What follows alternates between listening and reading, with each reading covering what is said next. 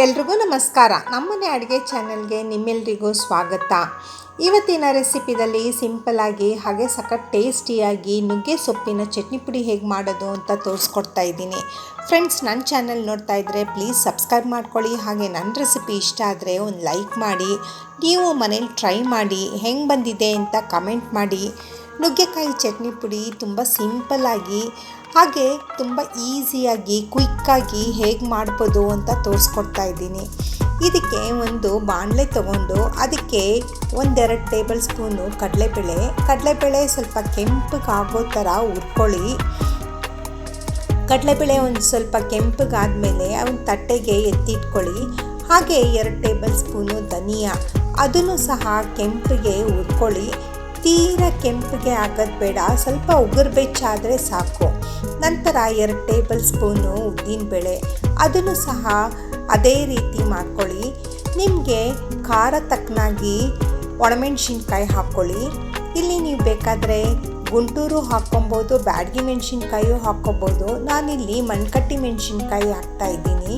ನಂತರ ಒಂದು ಅರ್ಧ, ಎಷ್ಟು ಪ್ರಮಾಣ ನೀವು ಕಡಲೆಬೇಳೆ ಉದ್ದಿನಬೇಳೆ ತೊಗೊಂಡಿರ್ತೀರ ಅಷ್ಟು ಅರ್ಧ ಪ್ರಮಾಣಕ್ಕೆ ಜೀರಿಗೆ, ಅದನ್ನು ಸಹ ಕೆಂಪಿಗೆ ಹುರ್ಕೊಳ್ಳಿ.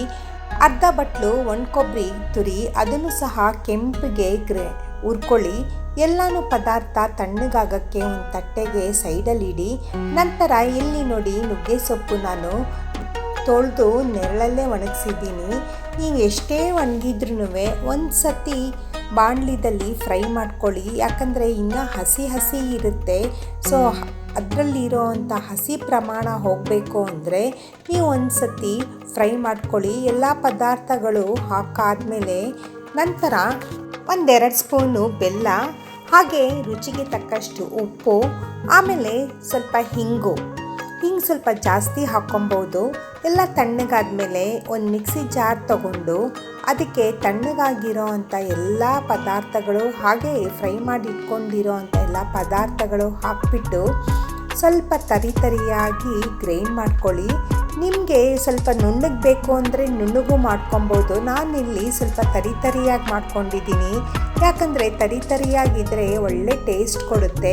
ಹಾಗೆ ನೋಡ್ತಾ ಫ್ರೆಂಡ್ಸ್, ಯಾರೆಲ್ಲ ನೋಡ್ತಾ ಇದ್ದೀರಾ ಪ್ಲೀಸ್ ಸಬ್ಸ್ಕ್ರೈಬ್ ಮಾಡ್ಕೊಳ್ಳಿ. ಹಾಗೆ ನನ್ನ ರೆಸಿಪಿ ಇಷ್ಟ ಆದರೆ ಒಂದು ಲೈಕ್ ಮಾಡಿ. ನೀವು ಮನೇಲಿ ಟ್ರೈ ಮಾಡಿ ಹೆಂಗೆ ಬಂದಿದೆ ಅಂತ ಕಮೆಂಟ್ ಮಾಡಿ. ನಾನಿಲ್ಲಿ ಒಂದು ಬೌಲಿಗೆ ಸರ್ವ್ ಮಾಡಿ ತೋರಿಸ್ತಾ ಇದ್ದೀನಿ.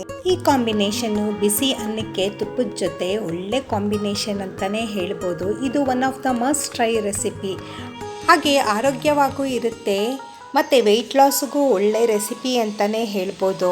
ಫ್ರೆಂಡ್ಸ್, ನೋಡ್ತಾ ಇದ್ದರೆ ಪ್ಲೀಸ್ ಸಬ್ಸ್ಕ್ರೈಬ್ ಮಾಡ್ಕೊಳ್ಳಿ. ಹಾಗೆ ಹೇಗೆ ಬಂದಿದೆ ಅಂತ ಕಮೆಂಟ್ ಮಾಡಿ. ನೀವು ಮನೇಲಿ ಟ್ರೈ ಮಾಡಿ. Thank you.